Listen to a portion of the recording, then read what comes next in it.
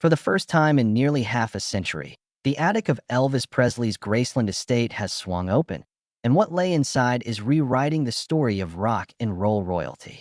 Imagine a dust-choked chamber, its low rafters draped in moth-eaten cloth and decades of silence. No fan tours, no film crews, just a skeletal lock under relentless scrutiny from historians, conservators, and legal heirs. At exactly 9:03 a.m. local time, a team of archivists and forensic specialists turned the final key.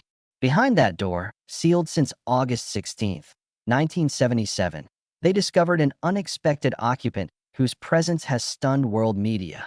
A tiny coffin, bearing a name that sent shockwaves through both Presley fandom and medical circles. Elvis Aaron Presley died at just 42, leaving a mountain of myth and mystery, but few imagined his most guarded secret would be kept in wood beams far above the tour route. In life, he was crowned the king of rock and roll. In death, his legend only grew. Graceland's upper floors remained off-limits to visitors, and each locked door became its own tantalizing rumor mill. Over the years, ghost hunters claimed to hear guitar licks in the hush of midnight tours. Musicians whispered of unreleased demos stashed in locked trunks. Conspiracy theorists floated ideas ranging from hidden diaries to even a secret second wife. Yet none of those tales matched the gravity of this morning's revelation. It all began 6 months ago, when lawyers for Elvis Presley Enterprises received an anonymous tip. Roof beams in the attic were sagging, and moisture was seeping through a rarely inspected corner. Concerned that irreplaceable artifacts might be at risk, the Presley family authorized a structural survey. When contractors removed a warped floorboard, they found an engraved brass plate. Room 13. Do not open until authorized. Beneath that, a complex Western electric lock, its tumblers still intact. Curiosity transformed into urgency as archivists assembled a rapid response Graceland Recovery Unit, complete with climate monitors, digital scanners, and a portable lab for on-site analysis. Hushed meetings in the mansion's foyer gave way to federal permits and family sign-offs. And then, this morning's moment of truth arrived. Archivist Dr. Mariah Ellington remembers the hush that fell when she guided forensic technician Brett Holcomb through the threshold. It was as if we'd crossed into another time capsule, she recalls. Cobwebs floated in the beam of Holcomb's LED lamp, and shards of broken plaster drifted to the dusty floor. In the corner, upon a homemade shelf bracket, sat an ornately carved child's coffin, no larger than a shoebox. Its surface faded from exposure, but still bearing the nameplate of Grace Toombs Presley, Elvis's stillborn twin sister, who passed moments after birth on January 1, 1935. Historians had always known that Grace existed, but her final resting place had remained uncertain. Some believed her to lie in the family cemetery. Others speculated her remains were interred in a Memphis medical research facility. Now, DNA tests would confirm what decades of silence could not. Inside that tiny casket lay remarkably preserved remains, wrapped in delicate lace and pressed between stiffened linen layers. A fiber sample later matched infant Presley burial cloth from mid-century orders at the Memphis mortuary, an order shipped, astonishingly, to Graceland. Forensic anthropologists examined infant bone fragments and enamel traces under magnification, then compared them to archived medical records. The result, a 99.7% genetic match to the Presley bloodline. It meant that baby Grace had never left the attic. Her casket had been carried there by Vernon and Gladys Presley shortly after her death, a secret act of grief they never disclosed publicly, shielding their eldest son from a shadow of sorrow he carried through childhood. The news spread like wildfire. Within hours, social feeds exploded with hashtag #GraceInTheAttic. Fans flooded the official Graceland website to download a memorial brochure newly released by the Presley estate. International broadcasters reran archival Elvis footage through the lens of unspoken family pain. Ethics panels questioned whether this intimate resting place deserved public attention or reverent solitude. Religious leaders in Memphis called for an immediate blessing service to honor Grace's memory. And for many, the shock was doubled by the revelation that the king himself may have known of his twin sister's hidden presence all along, secrets whispered in the darkness of his nightmares, fueling songs tinged with loss. Today's discovery reshapes how we view Elvis not only as a musical innovator, but as a brother who carried lifelong guilt and longing for an unseen sibling. It raises new questions. Why did Gladys and Vernon choose to conceal Grace in the attic? What personal impact did that secret have on Elvis's childhood and creative drive? How will the Presley estate honor Grace's memory going forward? By repatriating her remains to the public family cemetery, or preserving the attic as a private memorial chamber? In upcoming segments, we'll trace the legal ramifications of this finding, explore how fan communities are demanding a new chapter in Graceland tours, and examine the psychological echoes of twin loss in the legend of the Memphis Sweetheart. Stay with us as we peel back the layers of history, emotion, and law woven into the rafters above Graceland's drawing rooms. The next chapter of Elvis Presley's legacy begins here, in an attic long forgotten and now forever changed by the tiny presence of Grace Toombs Presley.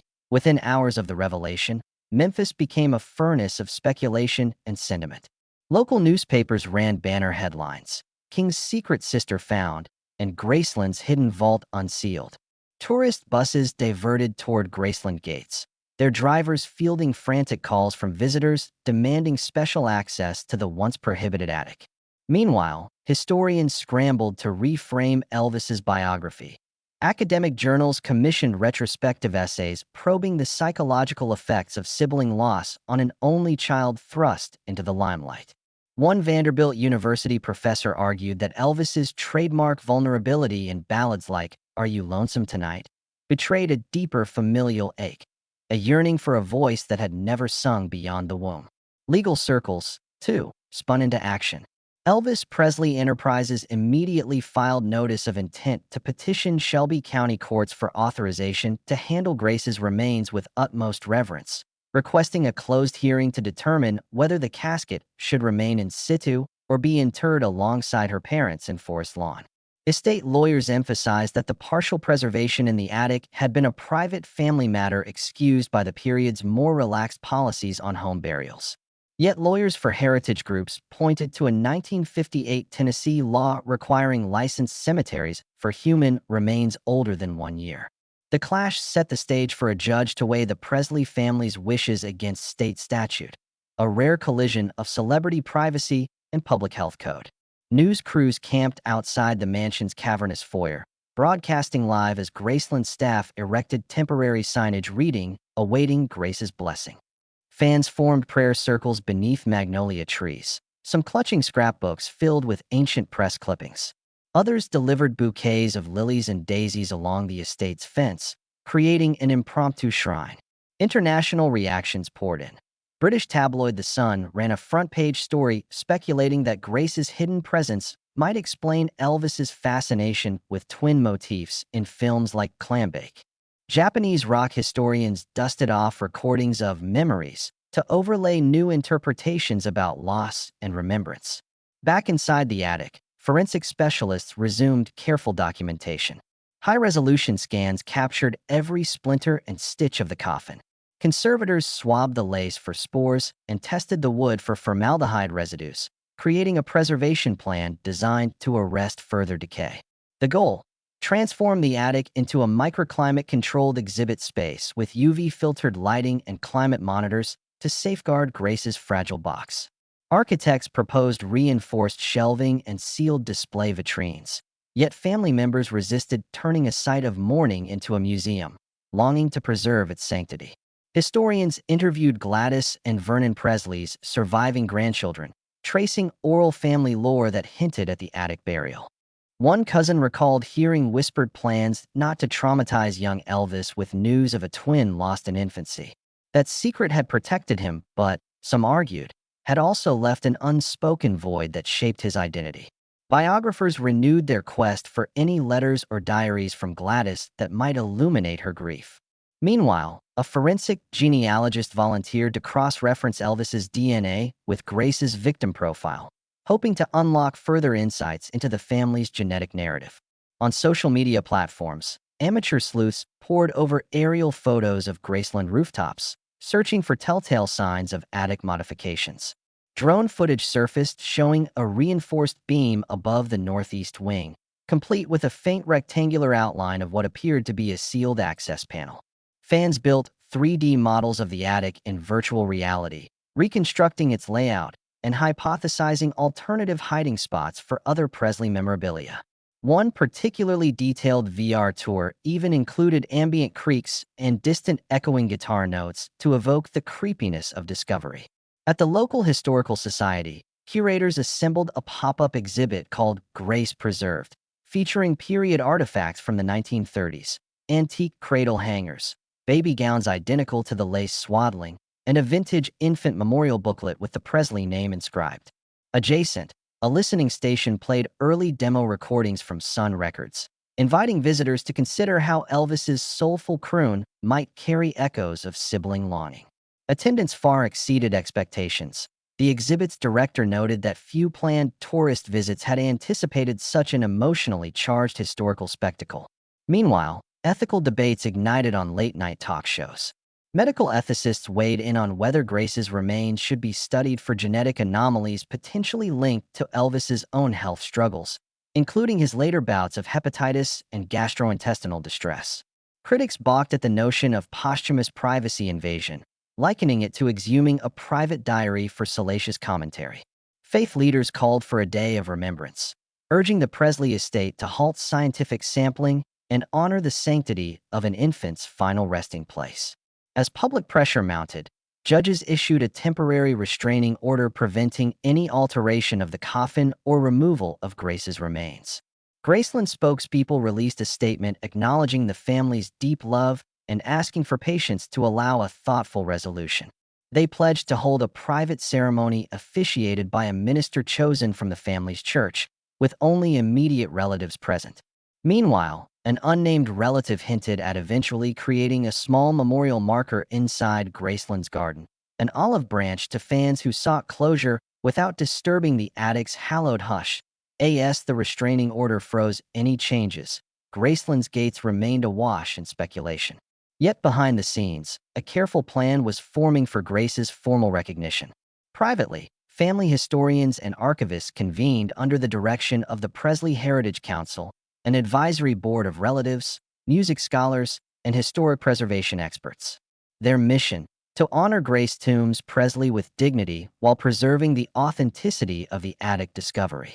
Discussions ranged from installing a small brass plaque above the attic entrance, etched with Grace's name and birth date, to creating an illuminated niche at ground level where visitors could view the attic through an ultraviolet filtered glass panel. The council debated whether the casket should remain behind sealed glass or be reinterred at Forest Lawn alongside Vernon and Gladys Presley. Some voices argued for a dual approach. Keep the coffin in place as part of an occasional Memorial Day guided tour, but offer visitors a chance to pay respects at a new gravesite during off-season months. Each idea sought a delicate balance between voyeurism and reverence.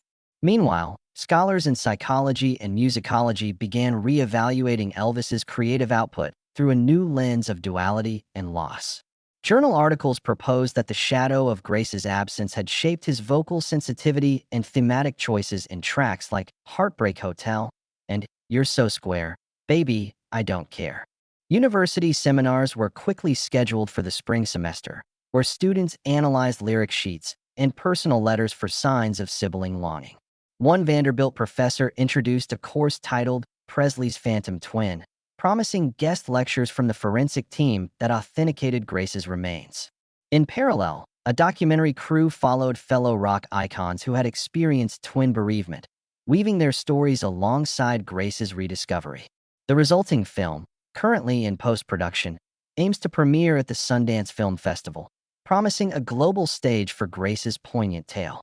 Tourism strategists saw both opportunity and responsibility in the unfolding saga. Guided tour operators drafted a new itinerary that included a respectful commentary on Grace's story, shortened to avoid sacrilegious overtones while still acknowledging her place in Presley lore. To maintain solemnity, the Graceland-led group proposed offering limited 15-minute memory sessions at a small outdoor amphitheater on the grounds, where descendants of those who worked at the Presley estate would share personal anecdotes about the family. Admission would require advanced booking and an extra commemorative pin featuring Grace's initials. Online ticket sales soared, and fans eagerly awaited these sessions, hoping for rare glimpses of personal letters or photographs. Local community leaders in Memphis seized the moment to deepen public understanding of mid-20th century home funerary practices. The Memphis Historical Society scheduled a roundtable with historians, legal experts, health officials, and descendants of families who once wrapped infants in home burial plots. Attendees would examine state legislation from the 1930s and 1950s, exploring how attitudes toward infant death and domestic burial evolved. Archives from local newspapers were combed for obituaries of Grace and contemporaneous accounts of Presley family funerals, now receiving dual scrutiny from legal scholars and sociologists. The event promised to contextualize Grace's attic interment within a broader cultural practice rather than treat it as a sensational anomaly. Artists and musicians responded with heartfelt tributes. Nashville songwriter Carla Summit penned a lament titled "Little Sister in the Eaves," imagining Grace's voice echoing behind heart-rending guitar chords.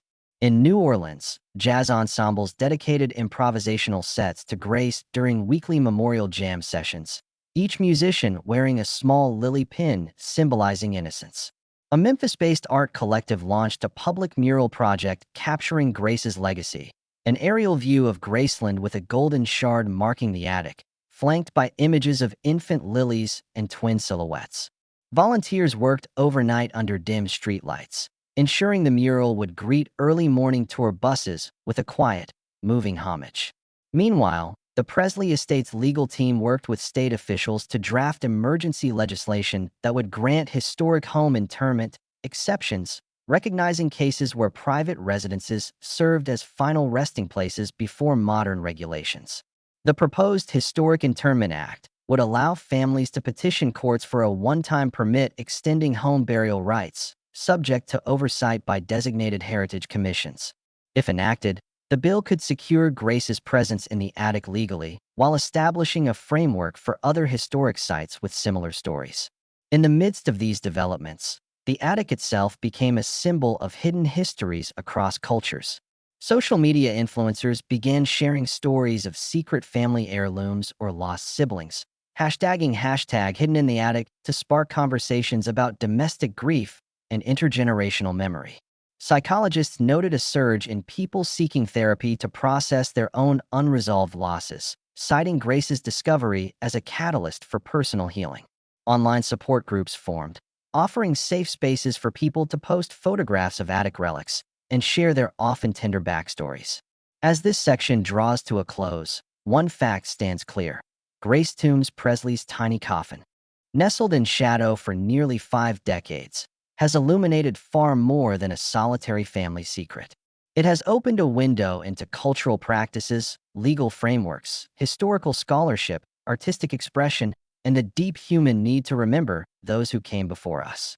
The next section will explore how this revelation is impacting the ongoing preservation of Graceland itself, structural renovations, technological upgrades, and the philosophical shift from a glossy tour experience to a living memorial of love, loss, and enduring legacy. The unexpected discovery in the attic immediately triggered a comprehensive preservation campaign at Graceland, blending historic authenticity with modern technology to safeguard both structure and story.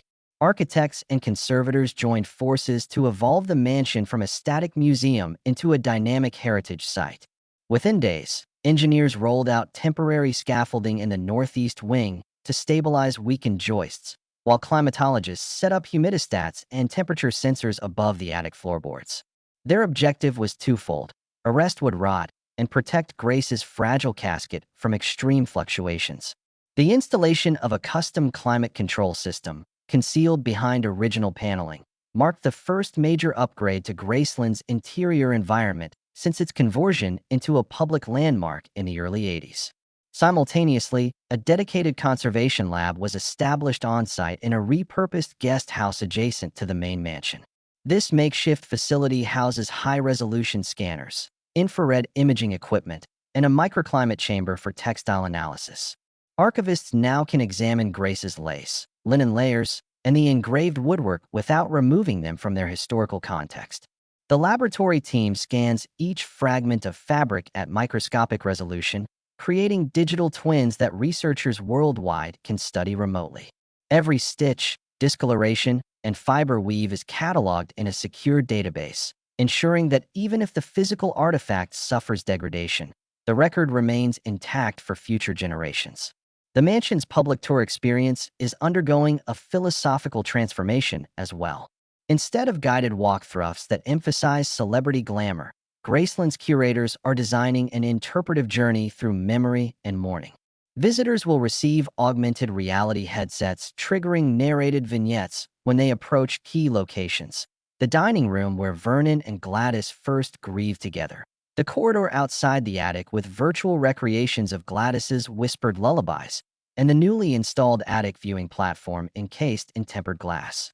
These immersive moments are intended to evoke empathy rather than spectacle, inviting each person to ponder the universal themes of loss, family bonds, and unspoken grief. Behind the scenes, curatorial teams are collaborating with digital artists and historians to craft dynamic exhibits that evolve over time. A rotating memory wall will feature personal letters from the Presley archives, projected onto translucent panels that float above a reflective pool of water. One month, fans will see Gladys's handwritten condolence notes. The next, they might read Elvis's childhood diary entries reflecting shifting moods after hearing of his twin's fate. Interactive stations will allow visitors to record their own brief messages, which can be added to a digital time capsule scheduled for future unveiling in 2027, marking the 50th anniversary of Grace's attic discovery. The promise of this living archive underscores the project's commitment to continuous community engagement instead of static display. Funding for these initiatives comes from a blend of private donations, grant programs, and a special preservation trust established by Priscilla Presley. High-net-worth donors drawn by the unveiling have offered matching gifts up to 7 figures, while historical preservation grants from the National Endowment for the Humanities contributed substantial support for archival research. Portions of ticket revenue will be earmarked specifically for ongoing maintenance of the attic microclimate and sensitive conservation work. Graceland's Board of Trustees also approved a modest increase in admission fees to underwrite the costs, prompting debate among local civic leaders about balancing accessibility with stewardship. Organizers stress that every visitor contribution directly helps preserve Grace's resting place, encouraging those who can to donate beyond standard admission.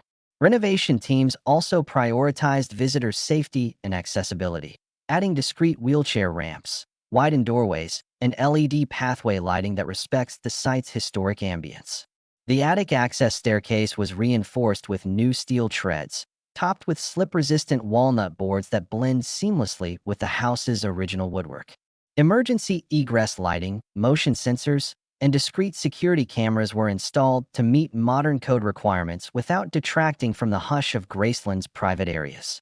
In parallel, Graceland's IT department has deployed a secure Wi-Fi network dedicated to the historic wing, enabling real-time monitoring of environmental conditions and visitor flow analytics to prevent overcrowding and minimize wear.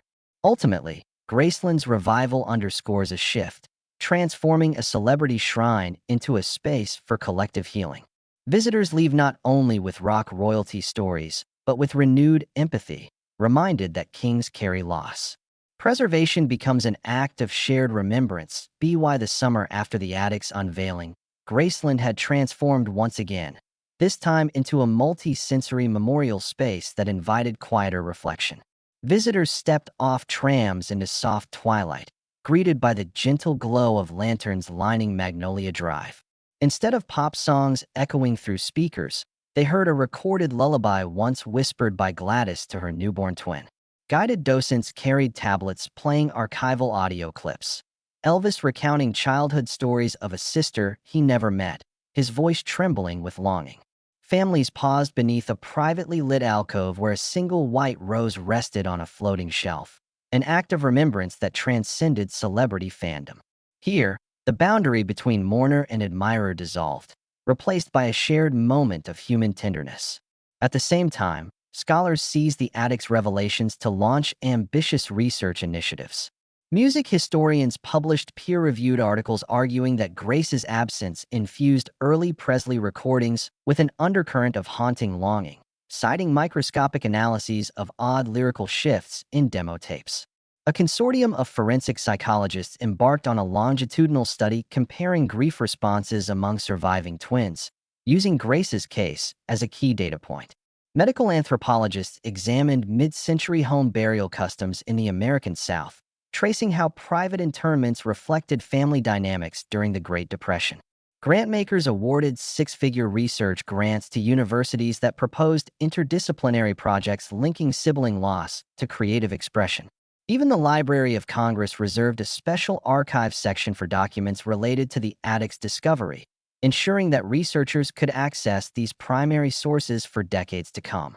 Recognizing the attic's power to foster empathy, the Graceland Education Foundation partnered with local schools to develop a traveling exhibit titled Echoes of Grace. Mounted in customizable display cases, this mobile exhibit features a scaled replica of the tiny coffin, life-size photographs of Gladys cradling her infant daughter, and interactive touchscreens that let visitors explore digitized journal entries and forensic reports. Students handle replica lace swatches and examine archival letters to practice critical thinking about primary sources and ethical stewardship. Echoes of Grace toured 10 Mid-South school districts in its first year, reaching tens of thousands of students who had little context for Graceland's earlier tours. Each school hosted panel discussions with historians, mental health professionals, and descendant family members who reflected on intergenerational storytelling and the importance of preserving private narratives with public respect. Echoes of Grace's curriculum also inspired a wave of digital creativity.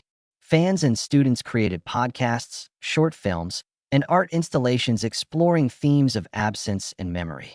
A student team in Jackson produced a stop-motion animation depicting a toy coffin floating through Graceland's corridors, accompanied by an original score blending lullabies and echo reverbs. Their video premiered at the Levitt Shell, drawing a standing ovation from survivors of twin loss and mental health advocates. Elsewhere, a virtual reality experience called Twin Whispers debuted at a New York Tech Festival, allowing participants to enter a meticulously recreated attic environment, listen to family oral histories, and leave digital flowers at Grace's virtual gravesite. This VR piece won awards for interactive storytelling and was later integrated into medical school trainings to help future pediatricians understand the emotional dimensions of neonatal loss. Meanwhile, the Presley archival team curated an anthology of private correspondence called Letters to Grace, releasing a limited edition hardcover that collects Gladys's heartfelt notes, personal prayers, and Vernon's gentle assurances. Each page features restored manuscript scans alongside thematic essays by cultural historians and generous blank margins where readers can add their own reflections or dedications. The first print run of 10,000 sold out overnight, prompting multiple reprints and a streamlined audiobook version narrated by former Memphis Children's Chorus members. Funds generated from book sales flowed directly into a new neonatal hospice wing at the Memphis General Hospital, ensuring that Grace's legacy tangibly uplifts families facing infant loss. Simultaneously, an independent film project titled Grace in the Rafters entered pre-production, with Oscar-winning director nominee Zoe Daniels attached to helm the screenplay adaptation of the attic's discovery and its emotional aftermath. Early casting rumors include veteran actors for the roles of Gladys and Vernon, and young talent for a poignant portrayal of Elvis wandering the mansion's halls in quiet reflection.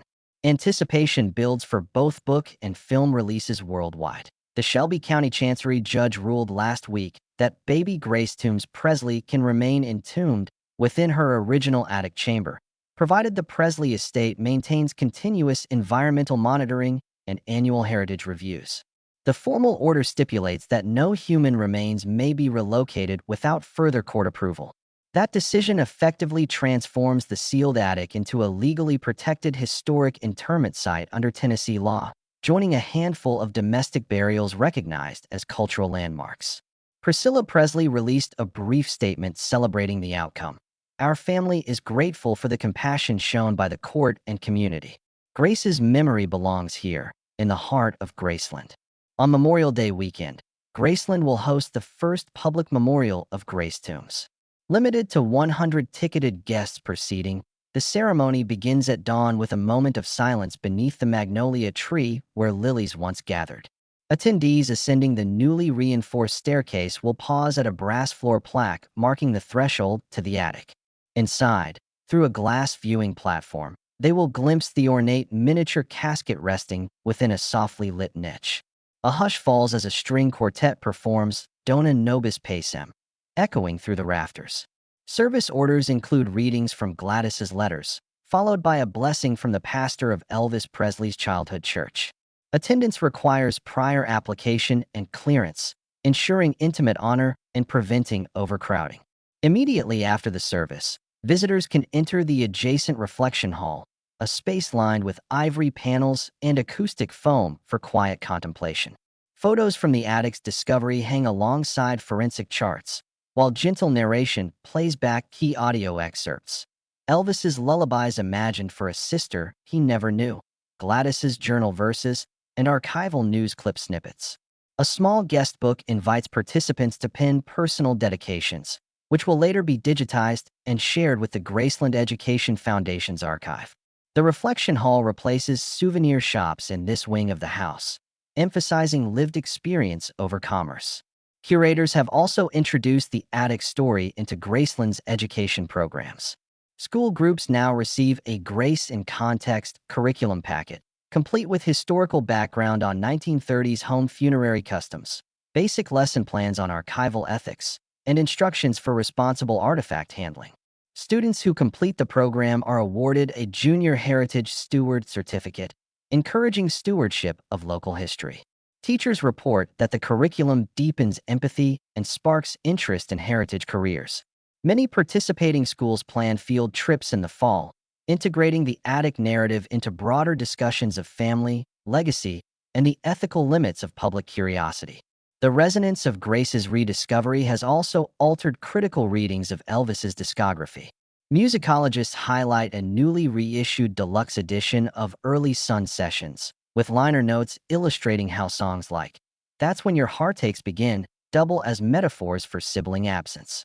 A companion documentary, Sound and Silence, explores the interplay of presence and ghostly longing in his vocals. Fans chart these thematic connections in dedicated online forums, sharing sonic analyses and personal essays. Elvis's catalog has gained fresh nuance.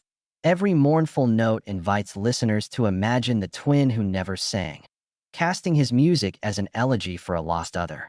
Globally, the story has spurred collaborative digital archives connecting Graceland with twin loss support organizations and twin studies researchers. A joint initiative between the Memphis Historical Society and International Twin Networks launched an online portal where families share attic secrets, promissory letters, and attic relic stories. Scholars host annual virtual symposiums on hidden histories in attics, featuring case studies from around the world. Multimedia workshops enable participants to create digital reconstructions of domestic archives, encouraging communities to preserve silenced narratives in their own dwellings. As Graceland redefines itself from rock shrine to living memorial, visitors gain more than celebrity lore. They encounter universal truths about love, loss, and the fragile ties that bind families through generations. Grace Toombs Presley's attic resting place has become a testament to private grief made public with respect and empathy. Her silent chamber, once locked away, now resonates with shared remembrance, inviting each visitor to consider the stories hidden within their own homes. The King's legacy expands beyond chart-topping hits to include the quiet honor paid to his sister tucked away in the rafters. A new dawn of remembrance has arrived,